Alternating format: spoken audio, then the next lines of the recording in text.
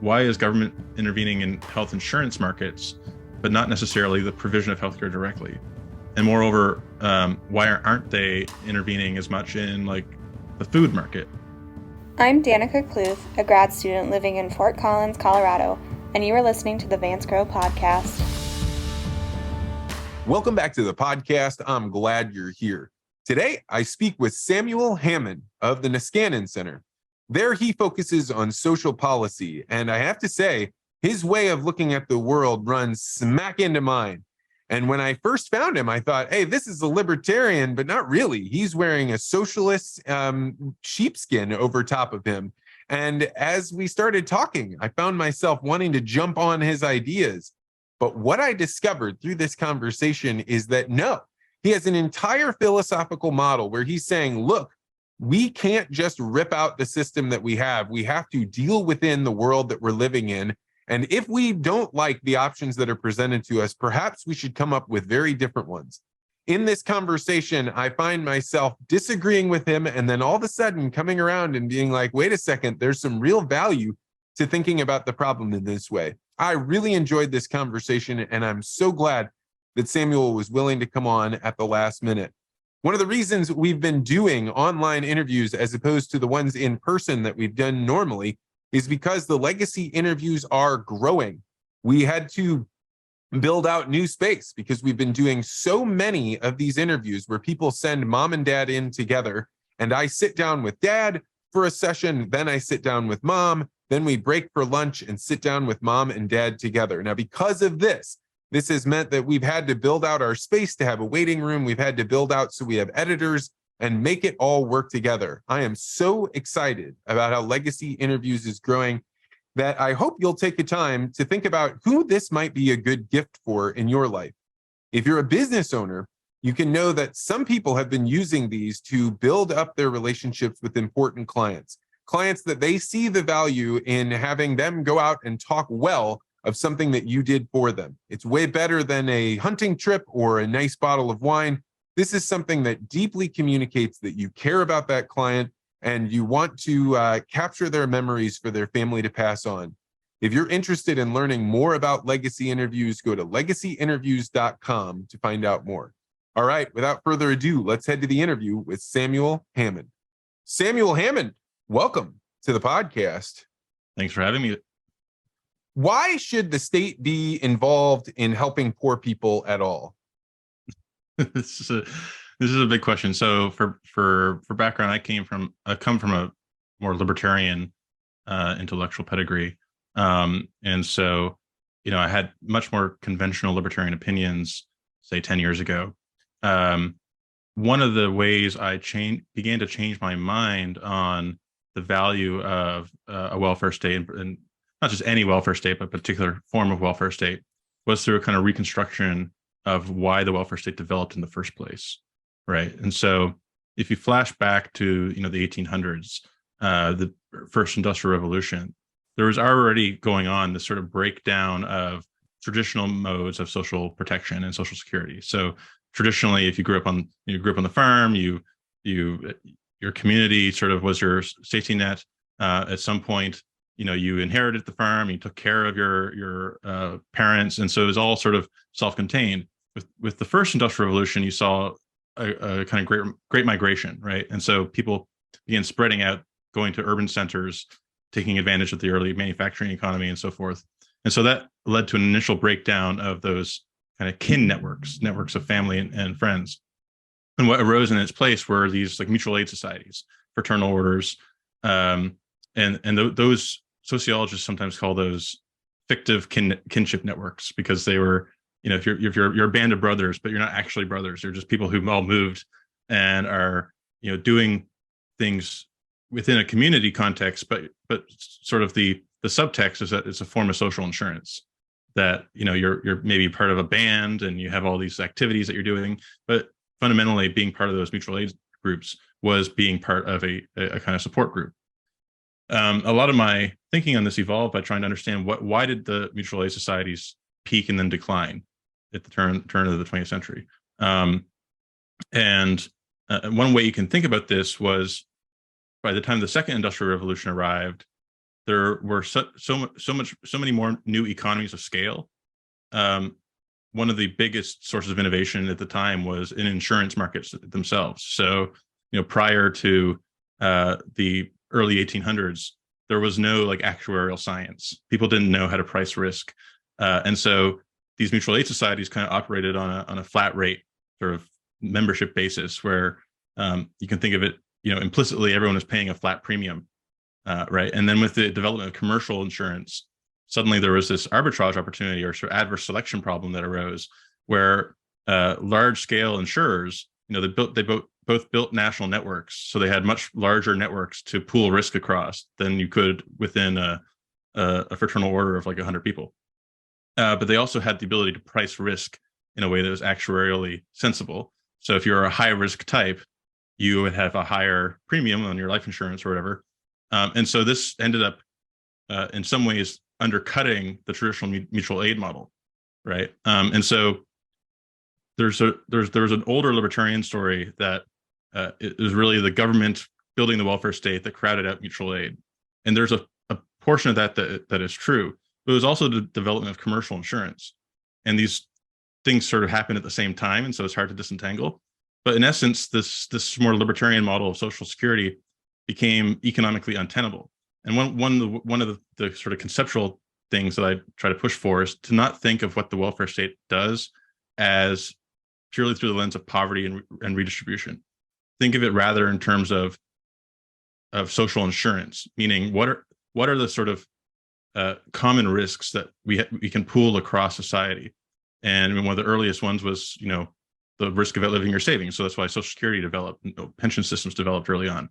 And these things, they look redistributive ex post because, if you have fire insurance, your house burns down, we're redistributing from people whose houses didn't burn down. But ex ante, they're more positive sum. They're because you buy insurance because you feel like you're getting a protection against downside risk. And the fact that there's redistribution ex post is sort of missing the point. And so one of the ways I think about this is that the rise of the welfare state was really the rise of the mutual aid nation. That the concept of mutual aid went from being something that was very local and communitarian to something that got scaled up along with the scale of the economy. Yeah, and it's interesting because if you are scaling up and you're putting in this redistribution system and you're giving away money to help people that you don't meet, you're not like encountering them all the time, it definitely feels on an individual level like it's unfair and it's like not necessarily doing any good. Like, you look at that. Whereas as you were talking about the aid society that occurred before the Industrial Revolution, I was thinking about a concept that was common in Kenya, where I lived for a little while, called Harambee. So Harambee would be like a group of neighbors that would all get together and they would pool their money. And each, once a month, it would be a different neighbor's turn to take that money. And if something came up, somebody could skip ahead. And any economist that looked at this would be like, this is a terrible system. If you were instead just investing in yourself and putting it away in a savings bond, you would be able to make more money. But the consequence of people being involved in this Harambee was they were way more connected with each other's problems. So if somebody was sick, it wasn't just the money that they were getting. It was that people would stop by. It was that people would come and contribute by helping them harvest in their garden. But when you start to scale that up, any of these contributions become anonymized. You don't get credit for helping people out above and beyond. And so then it becomes like what is the minimum amount I have to contribute in order to be able to participate in the system? Yeah, exactly. I think this is in some ways like the recurring theme through all my work is trying to reconcile the efficiencies of scale and scope that we get in the 20th century with what gets lost in the process, and meaning the social capital, the kind of binding and bonding community that was sort of piggybacking on the functional role of social insurance, right? So this really it grew out of my academic work when I was studying economics in grad school. My thesis was on secularization, what drove the U.S. to secularize, beginning really in the 90s. And moreover, how do you explain the sort of pattern of secularization worldwide, where Europe secularized before the U.S. and so forth? If you look at the early sociology literature on this, there's all this stuff about around modernization and disenchantment and these sort of vague terms that it's really hard to operationalize. My thesis was that social insurance and the development of the welfare state was actually one of the core drivers, because if you look cross nationally, some of the least religious places on earth are the Scandinavian countries, and they also have some of the most well-developed cradle to grave welfare states. And it sort of makes sense if one of the functions of religion is to provide a kind of rudimentary form of social insurance in the context of this community, and there's all these ancillary things that come from that, like you were saying, around reputation and all kinds of community activities that come out of maybe this core functional role. If you sort of nationalize that functional role, you will get the unraveling of all those ancillary benefits, and at some point you end up with a completely sort of deracinated, disintermediated public. And I think we see that in the U.S. context in particular. So I've done a little bit of writing on social capital and the welfare state, and one of the surprising things, if you look at the Nordic countries, for instance, is they both have large welfare states and they're both not very religious, but they also have very high rates of social capital, like belonging to associations and membership organizations and things like that. And one of the reasons, I guess there's something sounds really reminiscent of the Canadians, right? It's cold. They're isolated, at least the ones living in rural areas. If you go up to a Canadian small town like Lloydminster, everybody's in a hockey league. Everybody's engaged in like getting the curling rink going, whether it's sports or not. There's even more than that. And I assume it's the same in other Nordic countries. Totally. I mean, I'm from rural Canada myself, so I can attest to that, from Nova Scotia.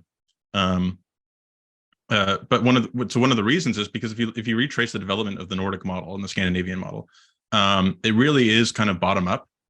They emerged through, like, in some ways, rather than the mutual aid society being like usurped and substituted for, like their welfare systems developed organically bottom up out of these mutual aid societies through collective bargaining, through these employer associations,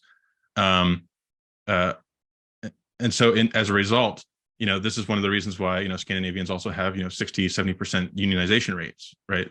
Like, they're not adversarial unions; they're actually just part of like the infrastructure of community and society that led to the development of their welfare systems. And so there wasn't as much of a destruction of those community groups, because those community groups continue to exist now in a kind of secular form. But if you look at the provision of like healthcare in Sweden, for example, it's very decentralized. It's run at the municipal level. And so one of the I think themes in my thinking on social policy is, how do we reconcile these two things? How do we both get the benefits of scale that modern states provide with the sort of intangible community benefits? So I told you a little bit about like my series on the LDS and the development of their sort of church security program, which is like their really parallel welfare state. And the reason I've studied that a lot is because they've managed to do this. They've managed to both maintain kind of the structure of mutual aid that in some ways was like explicitly modeled on like the Freemasons, and like it's really like a communitarian, hierarchical communitarian structure, and yet they're like highly modern, technophilic religion, and are working in a way that like is compatible and in some ways reinforces what the government is doing. So let's talk more about the LDS for people that may be like a little further away from it. These are the Mormons. When you talk about this system they've set up, give me some groundwork. Like, how is this different than, say, the regular Catholics or Lutherans or whatever else? Not religiously, but from their social structure. So, I mean, one of the most important facts about Mormons and what make them unique is that they're in some ways the most modern religion. Like, if you don't count like New Age and Scientology and some of these other things, like there really hasn't been like a new religion since the LDS.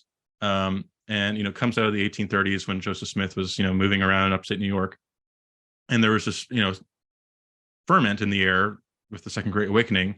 All the all these new sects and Protestant nonconformists and all these other groups that are popping up. And at the same time, the LDS were diverged a bit from those sort of Protestant low church movements, because those sort of Protestant nonconformists were against mediation, against hierarchy, against being told how to interpret the Bible and stuff like that. So what was really interesting with the LDS is because Joseph Smith modeled the institutional structure off of the Masons and these mutual aid structures, is that it kind of combined the hierarchy and priesthood structure of like the Catholic Church with the sort of theological themes of mainline Protestantism, with all the different theological innovations that the Protestants during Second Great Awakening got really into temperance and not drinking alcohol, and likewise the LDS abstained from alcohol, from hot drinks, and all these other things. So there's like these, it's just like this blend of like the best of Protestantism with the structural hierarchy that you need to maintain an institution across generations and to sort of resist the institutional acid of secularism. It's fascinating to hear you talk about this, because I find that in almost every conversation that I have about Mormons that are outside of me communicating with the Mormons that I know, it's like, oh, look at their goofy beliefs, and they kind of put down all these things. But like, you're absolutely right. The structure that comes from the Mormon faith has enabled them to have community, huge families. Like I would say a large percentage of the people that do these things called legacy interviews with me, where I interview their families, a big percentage of them are Mormons, because they have so many kids that are like, oh, we want to capture mom and dad. And like, you just don't see this in the same way with other faiths. But it's hard to find anybody in the non-Mormon world that even really gives them any kind of respect for the way they're set up or how they work. Yeah, well, for starters, I'm not myself religious, and so from that baseline, like, I can understand if you have a sort of mainstream evangelical Christian that how they've been brought up. There's definitely a debate within Christianity about whether even to consider Mormons Christian, right? And for me, that's like totally above my pay grade, because to me, it's just all different belief systems. And I'm also at the same time sort of a philosophical pragmatist. So, I sort of think there's this division within rationality, between epistemic rationality, believing what is true and having true justified beliefs, and practical or instrumental rationality. Like, how do you align your behavior and your motivation with the good life? And it's not obvious that these two things should be compatible, right? Like, in some ways, leaning in on, in my life, I've leaned in on epistemic rationality. I care about believing, what is true, and I'm a materialist and rationalist and all these things.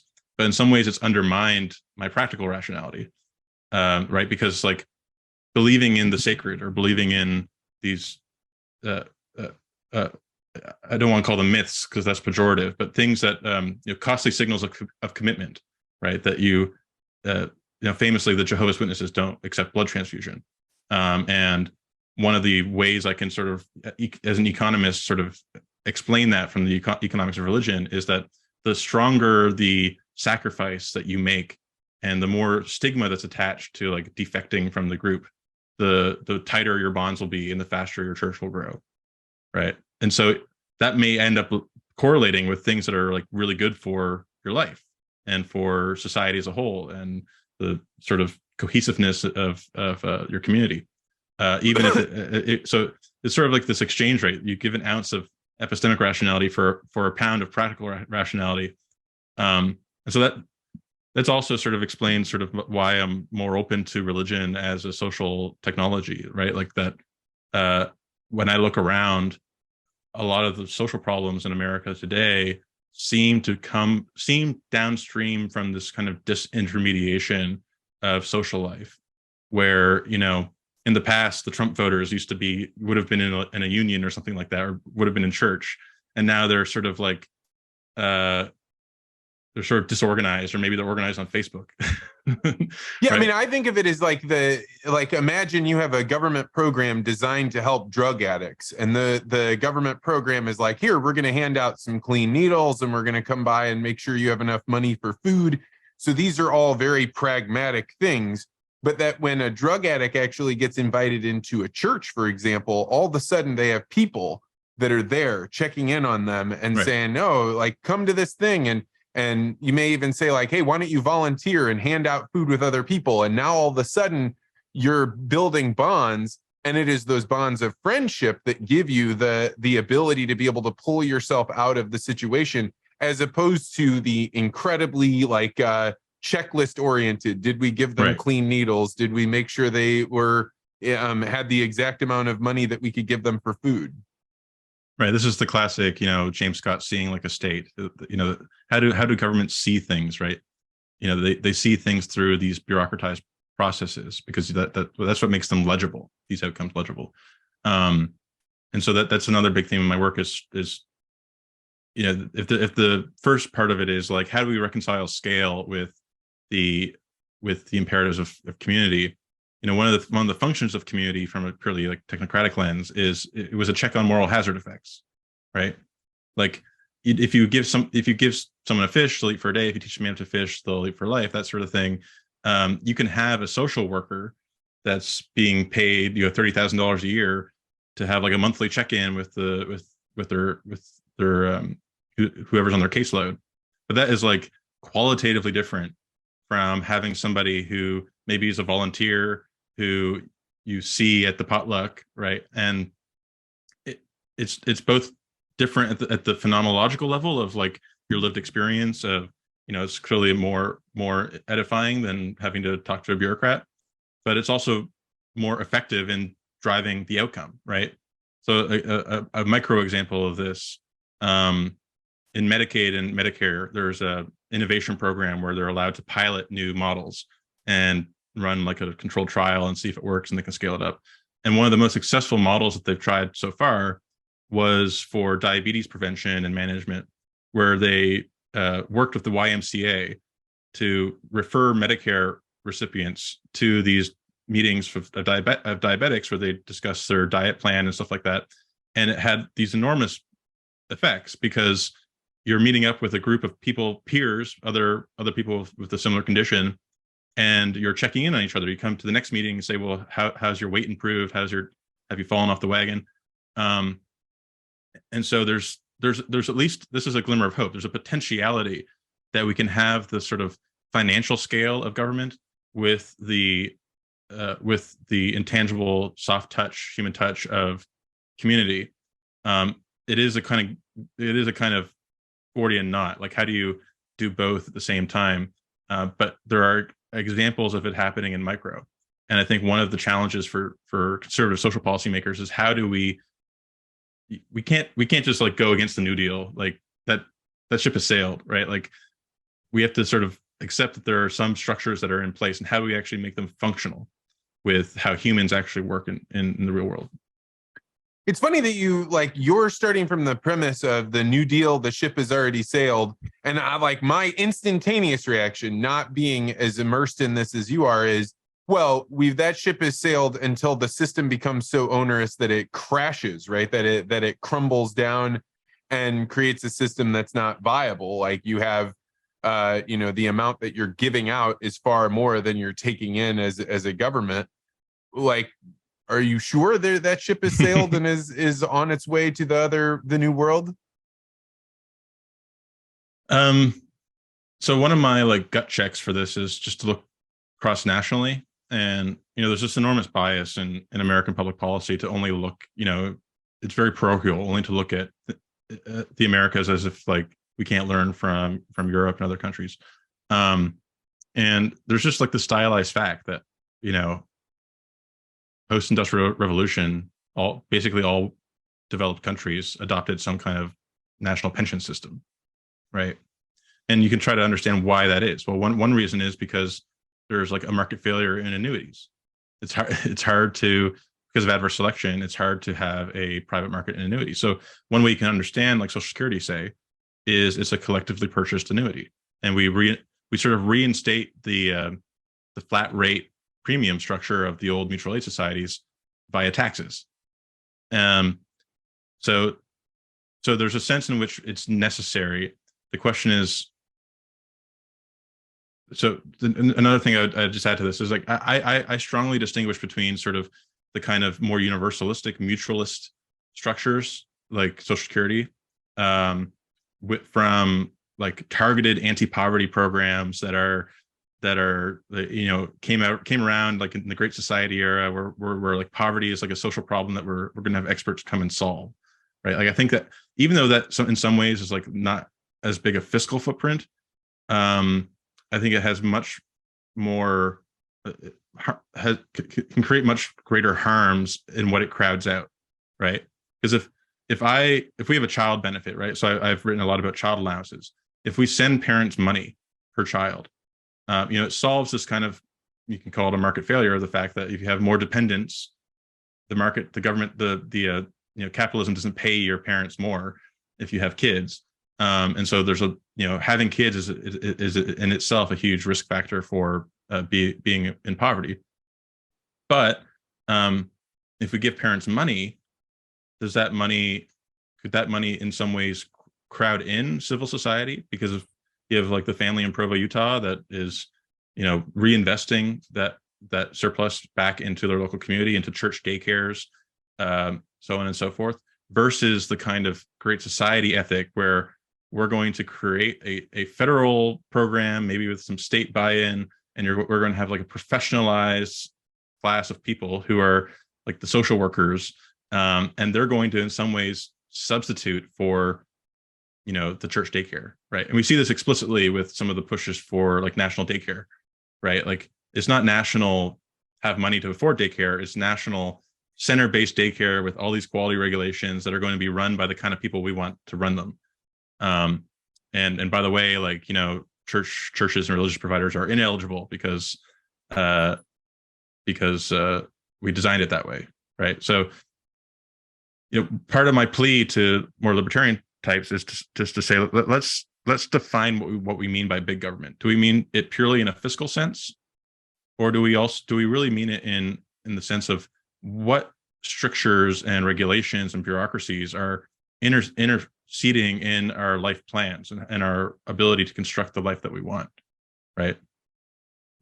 Yeah, I mean, when I think about the government being involved in raising children of any kind, like, even the school, something as basic as like how education is done basically as a socialist enterprise. It's hilarious that we frame ourselves as being this capitalistic society, and then we have mandatory school that is paid for by taxes, and it's like this very weird socialist system. But I also think like when the government got so involved in school, it must have inherently forced out all of the innovation that happens in school. Maybe not all of it, because clearly there's private schools and there's parochial schools, but to do that on the daycare level is even more alarming. But they already are doing that in the sense that they create all these regulations about who can be a teacher, what are the things that you have to do in order to be able to be a daycare, how many people can one stay-at-home mom watch, these kinds of things. Yeah, totally. I have an article on unwinding the long Great Society. So the long Great Society is a term that some political scientists use to indicate that the Great Society era wasn't just LBJ. It really like began with Kennedy and kind of ended with Ford. It was like this multi-administration process. And what it was the decline of mass membership politics, where, prior to the late 60s, early 70s, American politics was typified by, large labor federations, churches with like mass membership across, geography and class, right? Like these fraternal type societies, the kind of Knights of Columbus and so forth. And those were the kind of stakeholders that, gave rise to many of the early New Deal programs, right? There was, in the case of like some of the farm support systems, like there were, tons of back and forth with actual like organized farming interests. What really takes place, the real regime change, so to speak, in the 70s was with the decline of organized labor, with the beginning wave of secularization and the disintegration, first of the mainline church and then later the Catholic Church. You see this move away of politics from organized membership-driven organizations. Even the political parties were also much more highly member-driven, to something that is much more technocratic and driven from the top down through this like governing elite, right? And that's why in the 70s you get all this like faddish social policy that emerges. So an example I give in a recent piece is New Careers for the Poor. It was this program in the 70s where the federal government would make grants. Federal government working with like large foundations would make grants to cities to employ poor people in human services, education, and human services. And the idea was, these cities are deindustrializing, and in the older days, you probably would, if there was like more labor driven, you'd probably have people wanting to like reindustrialize the city or something like that. But because it was driven by this more technocratic overclass, their idea was let's give these people sort of make work jobs in the human services sector, and that's going to be their pathway into the professional class. But what actually happened was it created a kind of ceiling, a career ceiling for a lot of especially poor Black women. And this sociologist Claire Dunning has documented this. She's not right wing by any means. Documented that this actually reinforced racial stratification in urban America, right? So there's like this explosion of tinkering and social engineering that went on in that era, and that orientation. So what types of jobs were they doing? To go more explicit there. Well, in many cases, like managing nonprofits, essentially those sort of, and I talk about this in my essay on nonprofits. Like this is also when you see the explosion of the sort of nonprofit industrial complex, right? Where the kind of authentic beneficent society kind of model of charity that we associate with that mutual aid sort of ethic is replaced by like professional service delivery nonprofits and advocacy networks and legal advocacy groups and stuff like that. So it's a very different form of politics, right? And because it's sort of vicarious, it's like we're trying to solve the poor's problems rather than organic. Like we have a mass membership organization that includes many poor people and many people with different kinds of actuarial risk that are demanding a certain sort of relatively flat platform to build a family on. You get a very different, the policies that emerge have a very different character, right? The programs like WIC, the Women's, Infants, and Children program, which supplies half of the baby formula for the country. It's this insane industrial policy that emerged in the 70s for baby formula, where there are monopoly manufacturers. Every state has to have an exclusive contract with a baby formula manufacturer, right? In return, the manufacturer gets a rebate on every sale. And so the idea is, we can have a low-cost supply of baby formula because we read a study sometime in the 60s that infant nutrition is really important for brain development or something like that, right? And then suddenly we have this whole architecture based around this one social policy idea, and it becomes very sticky, becomes very difficult to reform because it's sort of this coalition between sort of bleeding hearts on the one hand, who want to help low-income pregnant women, and special interest groups like the monopoly manufacturer, and there's one in every state. And so it sounds good on paper, but then you look at it different. You look at it, and the political economy is totally different. So it's a political economy that creates a kind of institutional rot and sclerosis, and eventually led up to the baby formula shortage that we had last year, where one of the major manufacturers had a contamination that devastated a lot of baby formula. And the reason for that is because they were a legal monopoly. Meaning that there just wasn't anybody else to come in and fill that void because there's just been, just one or two big players. Exclusive contract with the state. And likely very little innovation, right? Because if you've already got the contract with the state, you don't really want to rock the boat. You don't want to come up with some new, better formula or how that works.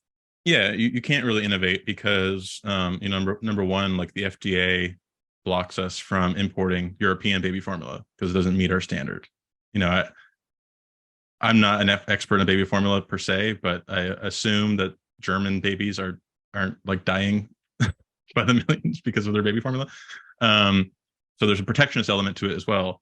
Uh, but moreover, like I think the more important thing from my perspective as a kind of like classical liberal is it creates a kind of architecture or a permission structure for social engineering, right? Instead of like let's have an unemployment insurance system because we know that in an industrial economy people have diversified, you know, jobs and like risk is idiosyncratic, and so if you lose a job we want to have a system in place to catch you when you fall and get you back to work, and it's relatively like like technologically neutral. Like that's just to me qualitatively so different from having some experts in public health arguing over whether women should be breastfeeding more or using formula more, and is there enough vitamin A in the formula, or right, it creates a kind of structure where social engineering is not just permitted but almost like part of the job, right? But when I go and read your stuff, you're talking a lot about, hey, I want to give the choice to the individual. I want to make it so if we're going to give out aid, we're going to give it to a specific person, and then that person can go out into the system and use it. And on the one hand, I think like, hey, that's probably a better idea than creating another bureaucracy. You know, if you've ever gone to see in Washington, D.C., like the HUD building, like, it's just a giant sprawling thing. And it is not helping housing or urban development in any way. In fact, it's making it far, far worse. So giving it to the individual sounds good on its surface, but I'm also really reluctant. Like if you start, for example, giving people just cash straight up for having children, aren't you now allowing the government to financially incentivize childbirth? And doesn't that go to some pretty dark places pretty quickly? Well, I mean, if listeners have heard your Malcolm Collins interview from last week, maybe it may be it may become a necessity sooner rather than later. I would distinguish between, first of all, the pronatal effects of child benefits are they exist, but they're relatively modest. It definitely is these more cultural factors that drive like fertility decisions, not just purely like economics. But to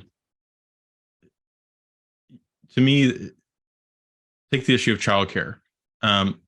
We know that having kids is expensive. We know childcare is one of the biggest costs, especially if you have trade-offs with like working in the labor force.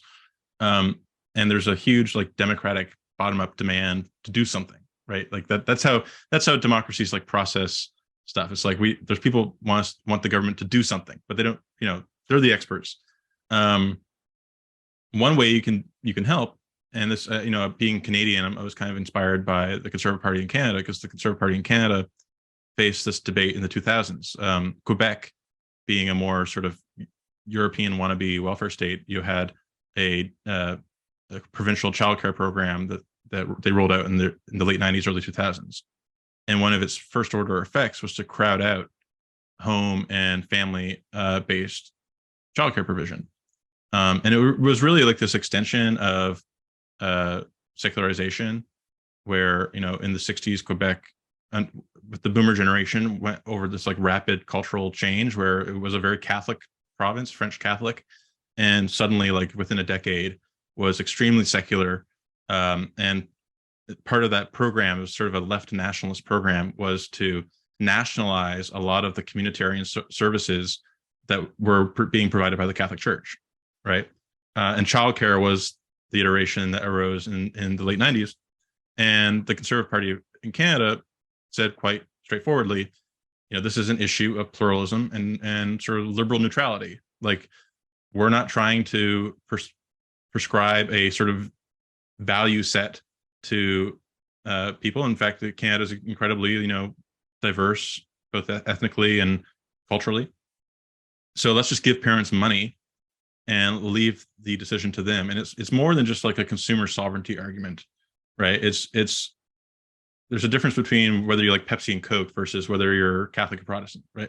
There's a huge world difference, and we need to respect the pockets of traditional culture, rather than trying to wipe them out, right? And cash is a much more neutral medium to do that. And so you can always present some other counterfactual, like if we just did nothing.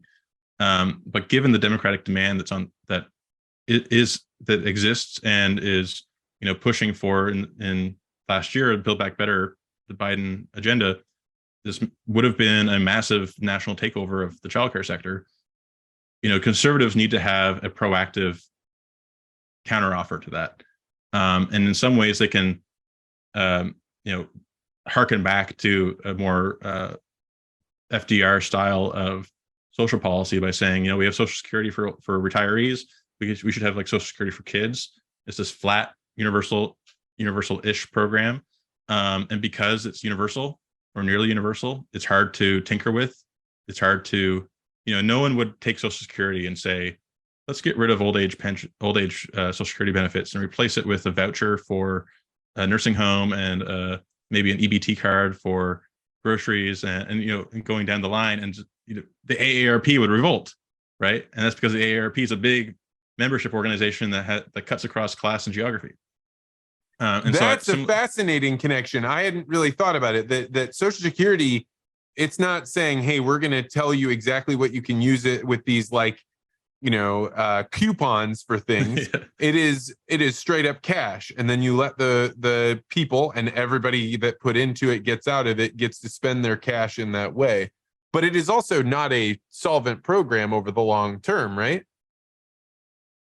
I mean, it has a gap. I think the solvency issue with Social Security has been overstated. We could dive into that if you wanted. I think by all means. They're going to do.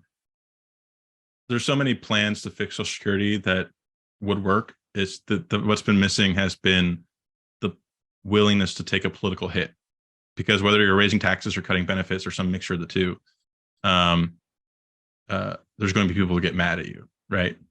And this is a bigger problem with the U.S. government over the last 30 or 40 years is the exorbitant privilege of being the world reserve currency means we're able to run massive deficits and avoid making hard choices. And even if that's macroeconomically sensible, it's bad for democracy, because if you have weak budget constraints, you're able to, as Biden did in the American Rescue Plan, bail out union pension funds to the tune of $80 billion, right? Like that's an $80 billion wealth transfer that basically no one noticed because it's first time I'm hearing about it. Right. It's deficit financed. So, if even if separate from the macro issues, like if you had to raise taxes to pay off the unions, people would notice, and then there would be a democratic debate about it. Right. And so this has been a bigger issue than just Social Security. If you look at like Denmark, Denmark's pensions are fully funded. They have they're really well managed. Or even Canada. Canadian pensions are like some of the world-class pension management, right? It's totally different from like Detroit or whatever. And so I would distinguish between like questions of, should this program exist at all? Do we need a pension system at all? From, are there institutional constraints and other institutional factors that have led the American system to fall under sort of mismanagement and disrepair, right? You say the same thing with the private pensions, or state pension programs, right? Like there's a huge difference between having like a well-run, fully paid for, actuarially fair state pension system and like whatever Illinois got, because it ain't actuarial fair, right? So that's really an issue of state capacity and rule of law, and whether our government is actually working in the best interest of people in a way that enables them to make hard decisions, that even if it comes at a political cost for some particular constituency. When you put forward these ideas, like, hey, maybe we should, instead of giving out vouchers or these like plastic cards that allow you to get things like food, let's do a cash transfer to individuals that have children. Do you see anybody having the political capital and the political will to be able to make something like this happen? Yeah, it did happen. So it happened in 2021 temporarily. One of the bigger provisions in the Biden American Rescue Plan was a expansion of the child tax credit. So historically, the child tax credit, or CTC, was a partially refundable tax credit per child, meaning you had to have significant income to get. If you had a few kids, more than a few kids, you had to have a lot of income to get the full credit per child because it offset your taxes. What the Biden administration did in 2021, and this grew out of a proposal that I worked on called the American Family Act, was reform the child tax credit to be fully refundable, meaning like a flat benefit worth $3,600 per child 5 and under, and $3,000 per child older than 5 to 17. What the first order effect of that was, it cut the sort of headline child poverty rate by 40%. And wait, why? Because poverty is in some part a function of income. So you're saying, like, when all of a sudden people didn't have to pay $3,500 for all their children under 5, then the amount of money that they kept put them over what would have been the poverty line if they had been putting that money in on taxes. But this is like something. Taxes are such a weird thing, because most of the time people that pay taxes, they don't even really understand that they're paying them, right? It's just totally taken out of their paycheck. And so when you say that it comes as a refund, it just means at the end of the year, when they file their taxes in April or whatever, then they get a much larger refund check. And then that's how they get that's how that money would be returned to them. Yeah, correct. Traditionally, one of the other innovations that they did in 2021 was make it monthly. So that this is all sort of like a jerry-rigged system, because we're doing it through the tax code, right? So you have to, in these laws, write it as if it's a refund on your taxes, as if you overpaid your taxes and the government is sending you a check. And then if you want to do it monthly, it's like an advance, right? This is a different problem. I have a colleague, Josh McCabe, who wrote a book called The Fiscalization of Social Policy. And it's about, the extent to which we've moved so much social policy into the tax code, which the IRS is not, designed to administer. Well, ideally, we need 80,000 more IRS agents. Well, at least 4,000 or 5,000 of them are going towards like customer service and stuff like that. And I think that's actually good, because there's one version of libertarianism that sort of wants to like make government suck, on the theory that if government sucks, people will vote for less of it. But what actually happens is people vote for like authoritarians that will make the trains run on time. And so I would rather us like get to Estonia, right, where like Estonia has like such an efficient e-government that they can cut their civil service by 80%, but yet everything works really well because it's all electronic.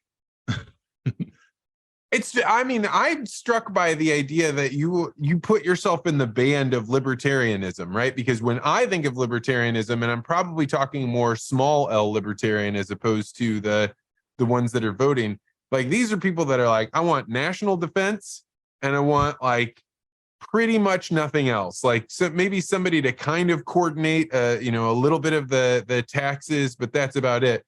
And you're here being like, I'm a libertarian, but also I think we should give actual cash dollars to individuals that is other people's money. Well, there's a lot to unpack there. What other people's money? I would say, I'm more of a social contractarian. Okay. I'm very influenced by, there's a paper by Joseph Heath called Three Normative Models of the Welfare State, where he talks about the welfare state being through this sort of public good model rather than this like egalitarian model. Like where does the libertarian belief in property rights stem from, right? Like if you try to reconstruct it, the left, people on the left will say, well, property is theft. What gave you the right? Like, and there are people like Robert Nozick who would say, actually, maybe there's a case for reparations because If you're a strict proprietarian and you follow the violation of contract all the way back to the slave days, you could say this is like, a kind of procedural justice. I kind of reject that brand of libertarianism. I'm more of a contractarian. I try to reconstruct, where did property rights come from in the first place, right? And so there's all this work done on the move from de facto to de jure property law in frontier societies, where in Australia and in the Americas and Brazil, places that were sort of frontiers for immigrants, when people arrived, there wasn't like a government superstructure defining property rights, right? But nonetheless, property rights developed organically and de facto through something that resembled like what John Locke talked about, right? It was kind of a homesteading principle. You improve the land. As long as you're improving the land and making something out of it, and you occupy it for long enough, it becomes yours, right? And in some ways, that's like a Schelling point. That's like a Nash equilibrium in the game theory of early settler societies. But if you try to unpack, reconstruct what was the implicit norm that underpinned property rights, it wasn't like this strong natural right, because it didn't exist. You landed in empty territory, maybe you killed the Indians and then took it. It emerged through a kind of positive sum sort of Pareto improvement, right? Like, and in some ways, if you unpack what Locke says in his treatise on this, he's like describing the conditions for Pareto improvement. As long as you make someone better off without making anyone else worse off, there's a win-win outcome, right? And so my view is that you can extend that sort of positive sum logic of property to the mutual society, right? And this is why I make a sharp sort of almost normative distinction between government as a mutual insurer versus government as an entity that's trying to solve like egalitarian justice.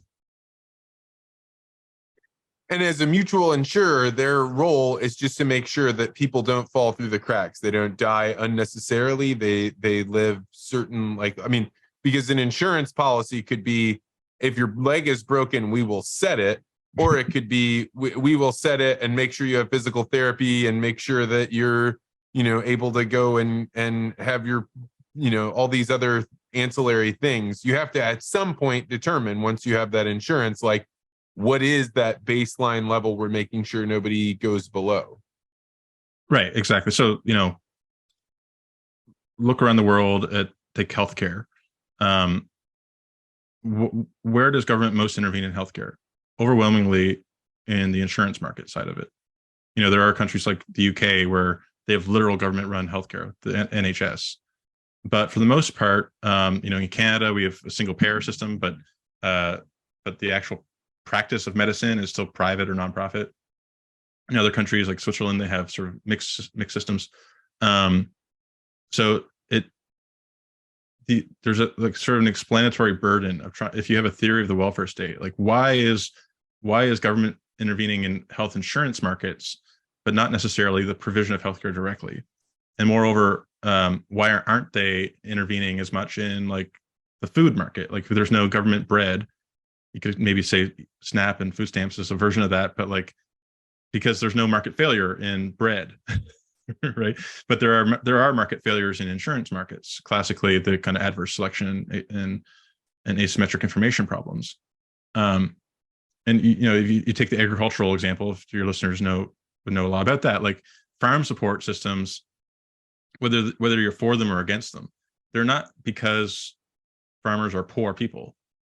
It's because there are seasonal and all kinds of agricultural risks that are hard to self-insure against, right?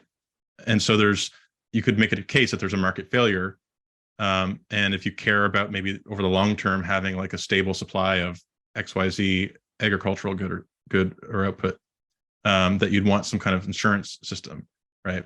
My view is that. Well, let's pause here real quick. Like on that one, like, the immediate reaction that I have to that is one of the biggest problems with insuring farmers from, crop failures or weather disasters is that you don't have a clearing function. You don't have something that comes in and says, hey, the people that were really inefficient, they're going to get knocked out of here. Yeah. Instead, what you have is, as long as the last 3 or 5 year look back, you've had a certain, amount of productivity on your crops, then next year you're going to be fine. And the year after that, and the year after that. And so there's like, what ends up happening is people that maybe should have been knocked out, that their land should have gone up for sale, don't get knocked out. And so Yep. you have this like stagnation that occurs in agriculture. Zombie firms. Yeah. And then furthermore, people realize like, hey, the more that we can put together our lobbying power to influence the insurance, to influence the price of corn, even when it's going down, because we're creating a government mandate for ethanol, then you have all of these other things that happen, right? Where now huge swaths of land get pointed towards corn as opposed to trying out new crops, because who would take that risk? Because the insurance won't cover it, and the insurance won't cover it because the government is involved in it, and it's way too slow and laborious to change it. You're preaching to the choir on this. I'm not for ag subsidies overall. I'm giving it as offering it as an example of an important distinction between social insurance and redistribution. And I think it's actually important. The points you make are really important to understand my perspective, because I have a paper at the free market welfare state where, one of the best arguments I think for more universalistic programs is that they avoid these kind of gilded models of social protection, right? So like people if there's a demand for, say, job protection, and demand for like stability in unemployment and job dislocation, there are kind of two ways that policy could respond to that. One way is to make it impossible to fire people, right? And another way is to have like robust unemployment insurance with at-will employment, right? And my claim is that countries that there's a kind of conventional axis between big and small government that runs sort of like top left to top to bottom right. But in reality, if you actually chart countries in different regime types, they run orthogonal to that. You have countries that have high transfer and robust, sort of more universalistic social insurance systems, but very low red tape and regulation, and high rates of labor market flexibility, business dynamism, and so forth. And then the other quadrant, you have the kind of Greece model of kind of more reactionary populist models where it's impossible to get fired, your company never goes out of business. And so you're getting a form of social protection, but it comes at the cost of dynamism, right? And so, I think the kind of narrow interest group politics around like ag subsidies is a good example of why I'd much rather have a more universal system, right? Like instead of bailing out a particular company, instead of bailing out the UAW, if we had like universal pension programs that were more robust, who cares if the UAW, who cares if Ford or GM go under? Maybe it's good that they go under, because then they'll restructure, right? So are you, like, as I hear your arguments for where you think things should go, the direction things should go, you get to things like universal basic income, which to me becomes indistinguishable from socialism. Well, I wouldn't go that far. I'm not a big UBI guy. It may become necessary in some sci-fi future.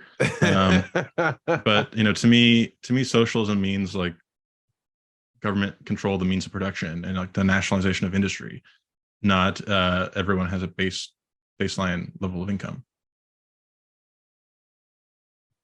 Well, if everybody has a baseline of income, regardless of whether they work or not, then you are having some kind of control over the means of production, because you're controlling the most important part of the means of production, which is the labor force, by how much you give them based on the government doesn't generate any money. The only thing the government can do is take money from other people, or in our rare system where, because we have the reserve currency, you can just print your way for a while, but ultimately you're just taking that from the future to be able to pay people. Sure. Let's take a comparison case to maybe unpack this a bit. Like, which would you say is more socialistic, Sweden or Venezuela? Oh gosh, I don't know enough about the either one. My sense is that Venezuela takes oil money and uses it to give the people what they need in order that the current, government system can stay in power. And Sweden is the people that didn't force people to mask up or stay, so they're probably less, authoritarian. But I don't know about their social system other than that. Right. So I use that as an example to distinguish between two kinds of socialism, if you want to use the word socialism.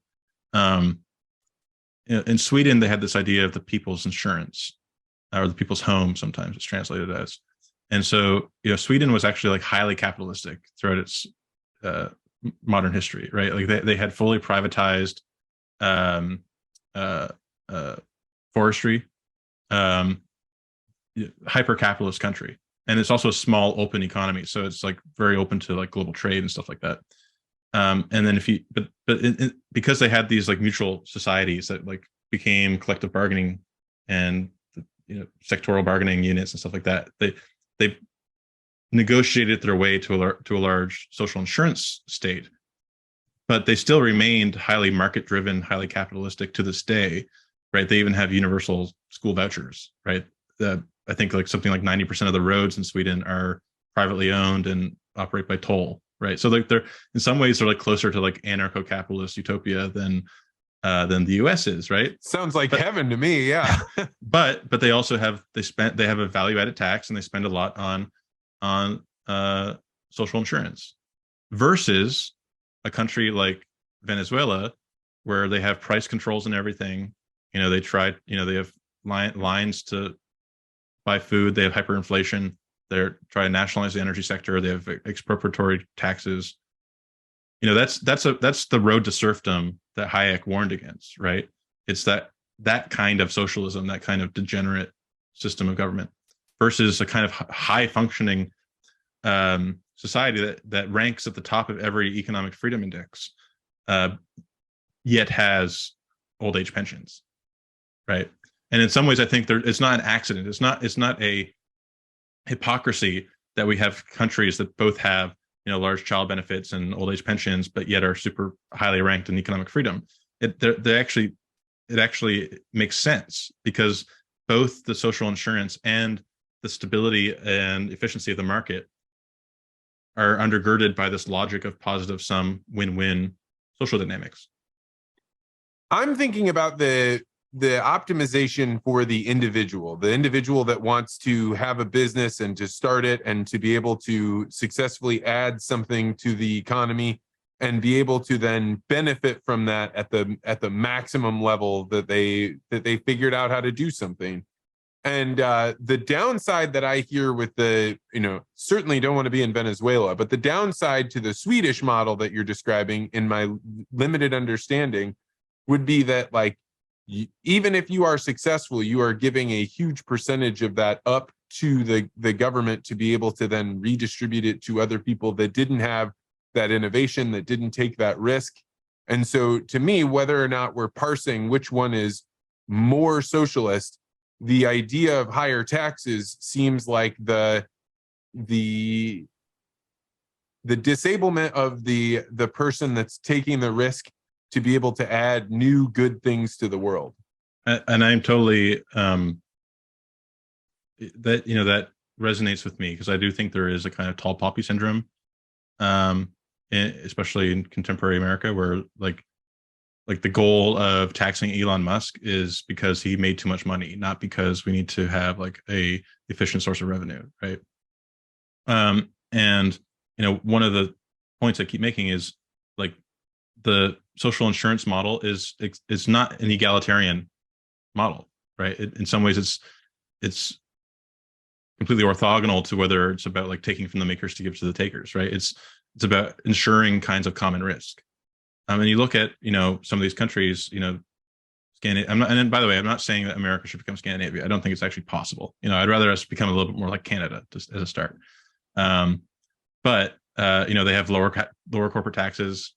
They have their value-added taxes, while they are high, they are broad, they are efficient, they don't have a lot of deadweight loss because they're taxing consumption, and because they're they're actually more regressive in their tax structure than the United States, because the U.S. is very reliant on these like highly progressive income taxes. So I would just say, like, have an open mind about like what's possible. So, my model is like there's going to be demand for economic security of some form, and in one case you could either insure the income of the person, say through unemployment insurance or a cash benefit, or you could insure the job itself, right, through making it hard to fire people, through propping up companies that should fail. And if that's the Sophie's choice that we're presented with, because of real democratic political economy, that there's going to be demand for one or the other, I would much rather us having relatively universalistic social insurance systems that catch people where they fall, and by the way, enable the company or whatever, which should just be an epiphenomena, to go away and to come back in a new form. Because what really matters are household incomes, not particular jobs. So if people wanted to like find out more about the way that you think about these things, where should they go? Because I would say that you're presenting a model that I don't agree with, but I will say, like, you have a fair point, and at the end of the day, it is a Sophie's choice right now. Like, we can either live in Vance world, where it's like, no, let's just rip everything out and just start new, or we can live in reality, which is what it sounds like you're doing. So if people wanted to read more about what you're talking about, where would they go? I have a blog, Substack, secondbest.ca, and I write currently for the Niskanen Center, DC-based think tank. So if you search my name in Niskanen Center, a lot of the stuff we talked about today was sort of, you can find in my paper, The Free Market Welfare State, where I try to sort of defend a version of the welfare state from a libertarian perspective, and get much deeper into these points. Well, that's fascinating. Why second best? Why is that your name?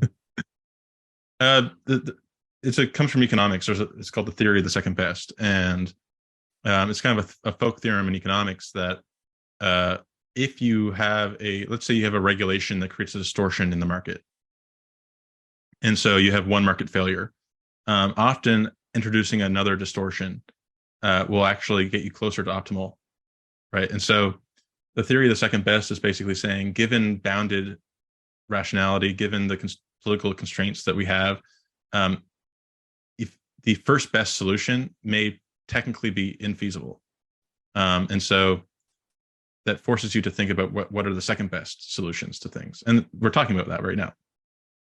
You mean like the second best being, hey, maybe we can't wipe out the welfare system, but we could do it in this other way. And yes, it has some drawbacks, but it's better than the system that we have.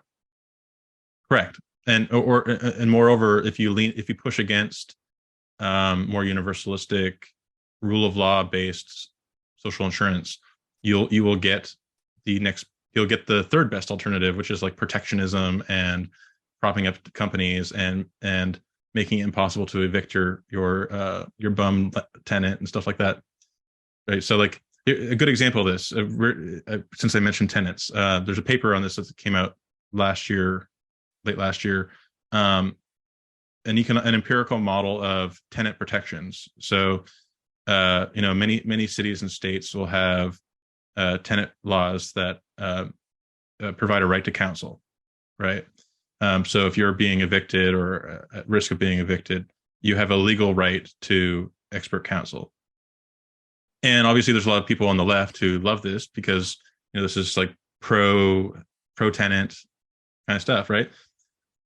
This empirical model looked at like what were the actual effects of these tenant protections, and they actually increase equilibrium homelessness quite significantly, right? Because you're raising the cost of housing somebody, especially housing somebody who's high risk. But what they found, and what they also found, was that emergency eviction income support didn't have this effect, right? And so, like, the real issue with eviction is people face income shocks. Like, unbeknownst to them, they're grandma falls down, they need to take care of them, they leave work. There's all this sort of risk at play. And that temporary income shock leads them to being delinquent on rent, and then they get evicted. Doesn't matter if they have legal counsel in that case. But if you solve the root problem, which is income volatility, you get a much better outcome than if you try to go after the superficial adversarial context of landlord versus tenant, right? And so I would like, in my world, maybe I'm like 80% of your world, I would like strip all this like regulatory stuff, at will employment, evict whoever you want, anytime Pay people whatever they're willing to work for. Yeah, no minimum wage, whatever. But there are still going to be sources of risk that are hard for any individual to self-insure against.